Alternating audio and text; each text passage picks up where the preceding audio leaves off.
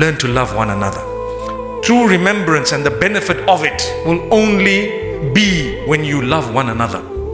That's why the Prophet ﷺ was addressing his companions. He says, "Ala adullukum ala amrin idha fa'altumuhu tahabbabtum." You see, before I translate that hadith, let me go back to another hadith. The Prophet ﷺ says, the people of paradise and the people who will be VIPs on the day of Jannah will be so many categories. And one of those categories from the 7 is those who love each other for the sake of Allah.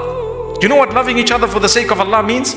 I love someone because I know Allah made them and they're trying to get closer to Allah in some way or another.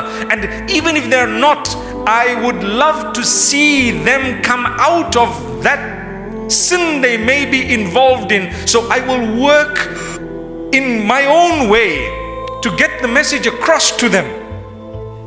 Because the Prophet ﷺ says, لَأَنْ يَهْدِيَ اللَّهُ بِكَ رَجُلًا وَاحِدًا خَيْرٌ لَكَ مِنْ حُمُرِ النَّعَمِ. For Allah to use you to guide one person towards this goodness and guidance is better for you than حُمُرِ النَّعَمِ. Actually means the red camel.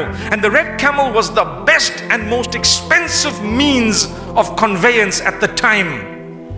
You know the Range Rovers and helicopters we spoke about moments ago? Something like that. So better for you than your heli.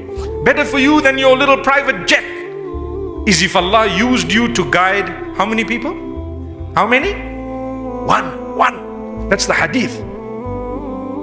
So work on yourself to be able to address people who might be seemingly astray in a way that when you talk to them, they remember Allah.